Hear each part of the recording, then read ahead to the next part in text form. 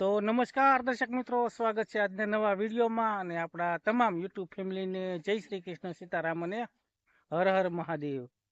તો દર્શક મિત્રો, હમણાં થોડાક સમય પહેલા આપણે જે વરસાદ થયો એના કારણે આમ જોવા જઈએ તો ખેડૂતને મોટા પાયે નુકસાન થયું છે. બાગાયતી ખેતી હોય અથવા કોઈ ઉનાળુ પાક હોય, જો કે મારી પાછળ તમે જોઈ શકો છો આજે આ બાજરી છે. આપણે આ બાજરીના અવનવા વિડીયો એક બે આમાં નાખેલા છે આપણી ચેનલમાં.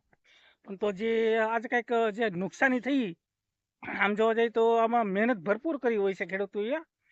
ખાસ કરીને આને ઠેઠ વાવી હતી ત્યાંથી ઠેઠ તૈયાર થાય ત્યાં લગનમાં આમાં જે આમ જોવા જઈએ તો અ, ખાસ કરીને એવી મહેનત કરી હોય જાણે આમ નાના છોકરાને જેમ હાંસવે એ રીતના બાજરી આમાં હાંસવેલી હોય ને અંતે જતા વરસાદના કારણે મોટી નુકસાની અત્યારે આમાં જોવા મળી રહી છે.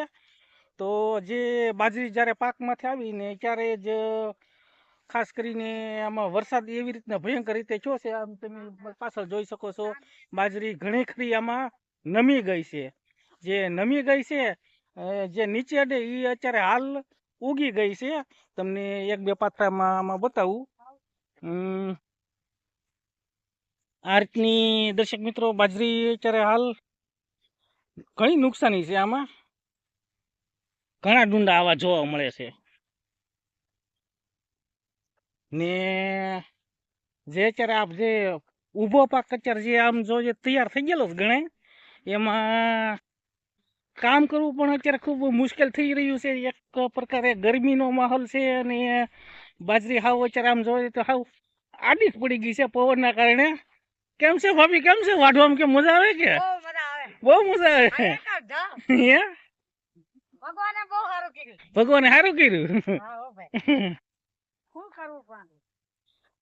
તો આ જોઈ શકો છો, બાજરી હાવ ઢળી ગઈ છે. એના કારણે કામ કરવામાં પણ મુશ્કેલી થાય છે.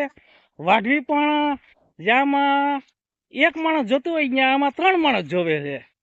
તો ખાસ કરીને વાઢવામાં પણ ખૂબ મુશ્કેલી પડે એવું છે ને નુકસાની તો આમાં ઘણી ખરી. તો દર્શક મિત્રો, ઓલી બાજુ જે આપણે બાજરી છે, આપણે જે આ છે મારા મોટા ભાઈની બાજરી. આપણે જ્યારે નાની નાની હતી ત્યારે આમાં આપણે વિડીયો ઉતારેલો, ત્યારે ખાસ કરીને કેવી રીતના કાળજી રાખી હોય ને અત્યારે આમ કહેવાય છે કે ભગવાન રૂઠે પણ જે આપણે મહેનત કરીએ છતાં પણ કાંઈ આમાં સફળતા ન મળે. અત્યારે આમ જોવા જઈએ તો જે કામની દ્રષ્ટિએ અત્યારે આમ જોવા જઈએ તો જામાં જો વરસાદ ન થયો હોત ને ભગવાને આમ મહેરબાની કરી હોત તો આમાં જે એક માણસ વાઢે એમાં અત્યારે 3 માણસ જોવે છે. તો અત્યારે વાઢવામાં પણ ખૂબ મુશ્કેલી છે ને ખાસ કરીને અત્યારે હજી એક બીજી આગાહી હાલી આવી છે. આપણે એક તો આગાહી ગઈ છે અને વરસાદ પણ એમાં ખૂબ સારી રીતે થઈ ગયો છે અને હજી આમ જોઈએ તો જમીન હજી સુકાણી નથી. પરંતુ છતાં પણ અત્યારે ખેડૂતોને મહા મુશ્કેલી હજી એનો પાક છે એ તૈયાર કરવાનો હોય છે. તો આ રીતની લણીને કાળજી રાખીને નીચે પેલા જે બાજરીની સાયર, આમાં અમારી ભાષામાં સાયર કહેવામાં આવે છે, એટલે કે એનું જે એટલા દાંડલા હોય અત્યારે પાથરી ઉપર જે આ રીતનું આ જે તાલપત્રી રાખી અને ત્યાર પછી એમાં સૂકવેલી છે. તો જો જમીન અત્યારે કદાચ ભેજવાળી ન હોય તો આમનામ ખડું કરીને પણ એમાં સૂકવી શકાય, પરંતુ અત્યારે તૈયાર કરવામાં પણ ખૂબ મુશ્કેલી છે. અને ખાસ કરીને જોવા જઈએ તો આ છે બાજરીના ડુંડા, આમાં 75% સારી છે ને 25% આમાં ઉગી ગયેલી છે. તો જે ઉગી ગયેલી છે એ તો હવે કાંઈ એની કાંઈ વાત તો ન જ હોય, પરંતુ જે આ જે સારી બાજરી છે અત્યારે આમ જોઈએ તો એનો કલર, ખાસ કરીને બાજરીનો કલર આમ જોવા જઈએ તો વરસાદના કારણે થોડો કલર પણ આમાં ખોરવાઈ ગયો હોય છે ને વરસાદ કદાચ ન થયો તો સારો એવી આવી કલરમાં હાઈ ક્લાસ થાય. પરંતુ અત્યારે જે વરસાદના કારણે આવું થોડુંક એનો કલર છે બાજરીનો થોડોક ઝાંખો પડી જાય છે. તો જે આ વરસાદ છે એના કારણે ઘણા પાકમાં નુકસાની થઈ છે.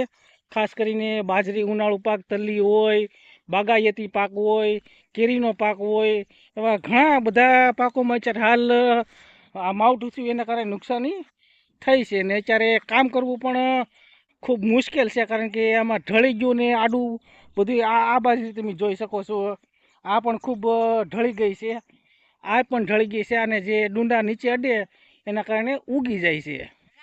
તો ખાસ કરીને આજનો જે આપણો આ વિડીયો છે એ આપણે એક જોવા જઈએ તો આપણે એક સરકારશ્રીને અપીલ છે કે અત્યારે જે ઉનાળુ પાકમાં જે લોકોએ નુકસાની થઈ છે એમાં કંઈકનું કંઈક જો આમ જોવા જઈએ તો સરકાર અત્યારે જે ભારત પાકિસ્તાન યુદ્ધ ચાલી રહ્યું છે એની ઉપર એની નજર છે, પરંતુ સાથે સાથે આ ખેડૂતોને પણ થોડીક જો ધ્યાન આપે તો સારું એક બાબત છે. કારણ કે જે જવાનો છે એ સરહદ ઉપર રક્ષા કરે છે ને કિસાનો છે એ આમાં ખેતરમાં અનાજ પકવી અને પોતાના પેટ તો ભરે છે, પરંતુ બીજાના અન્યને પણ પેટ ભરે છે. એટલે જ આપણે જે આપણું એક નારો છે કે જય જવાન જય કિસાન, તો ખાસ કરીને બંને તરફ જો અત્યારે આ સરકારશ્રી ધ્યાન આપે તો એક સારી બાબત છે. કારણ કે અત્યારે મહા મુશ્કેલીથી ખેડૂતોનો પાક તૈયાર કરેલો છે એ બરબાદ થઈ ગયો છે. એક તરફ જે ભારત પાકિસ્તાનનું યુદ્ધ ચાલે છે એ પણ આપણા વીર જવાનો છે સારી રીતે એક એમાં આમ જોવા જઈએ તો એનું નિભાવી રહ્યા છે. કારણ કે જવાનો સરહદ ઉપર છે ત્યારે જ આપણે અહીંયા શાંતિથી છીએ, અને જ્યારે ખેડૂત મહેનત કરે છે ત્યારે જ બીજાના થાળીમાં એનું આમ જોઈએ તો ભોજન જમી શકે છે. તો ખાસ કરીને સરકારશ્રીને પણ અપીલ છે કે જવાન સામું પણ જોવો અને કિસાન સામું પણ જોવો. તો મળશું ફરીથી નવા વિડીયોમાં. ત્યાં સુધી જય માતાજી, રામ રામ, આવજો.